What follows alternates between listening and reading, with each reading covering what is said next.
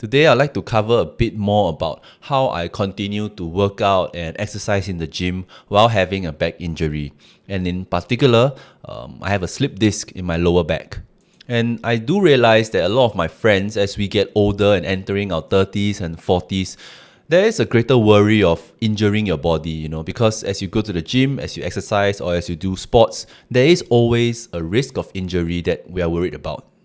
For me, I only started working out after I suffered from my back injury. And so I had no choice but to make sure that whenever I did the exercises, whenever I went to the gym, I would have to watch carefully to ensure that I do the proper form and avoid worsening my injury.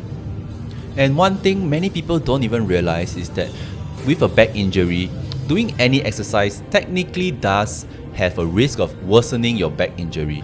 Take for example this cable flies chest movement. Even though it's focused a lot on the chest, but because I have to push my body forward with my legs in order to start doing this fly movement, it actually puts a bit of a strain on my lower back. So when doing such exercises, it's always important to start with a lower weight and warm up properly. Not to waste time or to try to do whatever, but warming up helps your body to be familiarized with the proper form and the proper posture and which muscle it should be triggering before you get into the exercise proper. For this exercise in particular, I would try to align my leg that is holding my body and also my upper body, the spine in particular, to align with the motion of the cables. This helps to reduce weird flex or bending of your spine in a wrong direction that may aggravate the injury as you're doing the exercise. Another thing that a lot of people don't realize is the back itself, not just the upper or the lower back, but the whole back is actually interconnected. And you have to train different parts of it in order to build the entire back as a whole. So of course, for me with the injury on my lower back, I had to start with training the upper back first to build the overall strength for my entire back. And then when my overall back is stronger as a whole, I will have to start doing some lower back exercises to try to train it up to match the other parts of the back. And this is something that I realized over the years, which is if you have a lower back injury, it's common for the other parts of the back to have to overcompensate for the lower back injury. And so if your upper back or your middle back is not strong enough and you go ahead and do some lower back exercises, it may actually strain the lower back a bit too much since the other parts of the back are not able to support the motion. And as always, I try to keep my chest up when doing back exercises so that I don't flex my abs unnecessarily. And for rowing exercises, I try to take note of two things in particular. First is to ensure that my lower back is properly tensed, not overly tensed, but straight. And then for my chest to be touching on the pad. This is to ensure that I do not use my body as a whole to pull the weight when it gets too heavy, because by using your entire body, like your back, to pull the weight backwards, you're actually hinging on your lower back and your hip, your pelvis in particular, and that's going to put an unnecessary strain on your lower back. So by keeping my chest on the chest pad, I'm actually preventing my body from being lifted off of the entire chest pad while I'm doing this motion, and that helps me to keep in check to ensure that I'm not using other parts of my body or muscles to do this exercise. It's also important to sit straight rather than have a curved lower back when you're doing it, because by pulling on the rowing motion, you may actually put a strain on your lower back when you're pulling if the lower back is actually curved. And the same goes for other exercises that use the back generally. I think it's good for us to take advantage of any seats or pads that the machine comes with to ensure that our spine and our hip is all aligned properly, like an L-shaped right angle. So for this exercise, as an example, I try to keep my lower back straight and my chest up as far as possible when I'm doing the motion, so that we are not using the wrong parts of the back. If you think about it, if your back is not firmly on the back of this seat when you're doing the reverse flies, it's actually going to put a lot of strain on your lower back, since your lower back will be supporting the weight that you are trying to do with the reverse flies. Naturally, it is not a good feeling to have to lower the weight just to do the exercise, but I think it is a worthwhile trade-off because the risk of injury is much lower if you're doing the proper form and avoiding injuring your lower back. For this exercise as well, I think it's very common for people to actually use their abs when the weight gets a bit heavy. So they are actually trying to curl their body downwards rather than just using their lats and their arms to push the weight down. And this can be a problem if you are using your abs too much, because that actually curls your spine, and when you curl your spine there, the chance of you getting a slip disc is higher if you're putting a strain or a sudden shock onto the spine.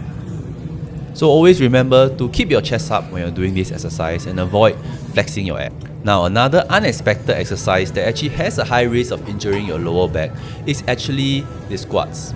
And this is because squats actually cause your spine to curl if you do not hinge properly at your hips. So what I do when I'm doing squats on the leg press machine is I try to push my back all the way into the seat and ensure that my lower spine is touching the seat. Then during the warm-up, I try to stretch my hip joint a bit more when I'm doing the leg press. For example, to lift my knees higher while bending my hips a bit more rather than curling my spine. It does take a while to get used to, so maybe you could lower the weight or try just without the weight for a start. But I think it's very important for you to be able to let your knees go all the way up to close to your chest and shoulder while not bending or curling the lower part of your spine. For me, ensuring that I keep this motion correct and not curl the lower part of my spine has helped me to avoid injury, because previously when I did it without that, I actually did feel a bit of a strain on my lower back, because you're actually using your lower back to push the weight, and that's a big strain and big pressure on your lower spine. Lastly, deadlifts. I think deadlifts have this connotation that you gotta go heavy, you gotta show that you can carry 4 plates, 3 plates, whatever. And that's actually not good for your body, because deadlifts actually do have a very high risk to reward ratio. You're not really training any body part in particular with the deadlifts, but a group of muscles. But at the same time, if you go a bit too heavy and heavier than what your lower back or back can support, it's going to put a lot of strain and pressure onto your lower back. However, I do deadlifts because it does train and strengthen my lower back. And unfortunately, it also means that I have to start with very light weights. For example, when I first started training deadlifts, I had to start with the bar, and I did it for 1 to 2 weeks. Then I added 10 kg per side to try to do it, and then all the way up to, I think now it's about 20 to 30 kg per side. And so for me, it's not about getting the heaviest, heavier weight to show that I can lift 4 plates, 100 kg, 200 kg. But the point is to use the motion that is being provided from the deadlifts to train my lower back. And I do feel like deadlifts is better than other exercises that isolate the glutes and the lower back. For example, the hip thrust, because the hip thrust puts so much isolation onto your lower back that if you go a bit too heavy, or if that day you're just a bit too weak, it causes a big strain on your back and there's a high risk of injury. Instead, by doing deadlifts with a lower weight generally, I get to train the lower back slowly and incrementally without giving a sudden shock that is too much for the lower back to handle.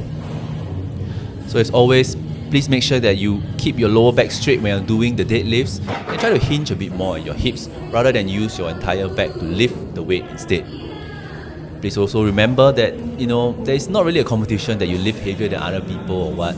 There's no need for ego in the gym. It's all about keeping fit and ensuring that your body is bulletproof against injuries, and especially for people who have back injury, like me, or who are afraid of getting back injuries. It's always important to use the proper form and postures to avoid injury, and go with a lower weight to train yourself rather than hitting heavy and going fast. And honestly, if that day you feel like your lower back is a bit weak, a bit aching, don't do the exercise. There's no need to push your back unnecessarily, because the back is really the only thing that's supporting your body, and if it gets injured, your spine gets injured, it's very difficult to recover and the pain sticks with you for a very long time. So that's all we have for today. I hope this video has helped any one of you out there with back injury or fear of injuring your body as you grow older. Do leave a like, comment and subscribe, and let me know how else I can help you guys with your gym and working out experience.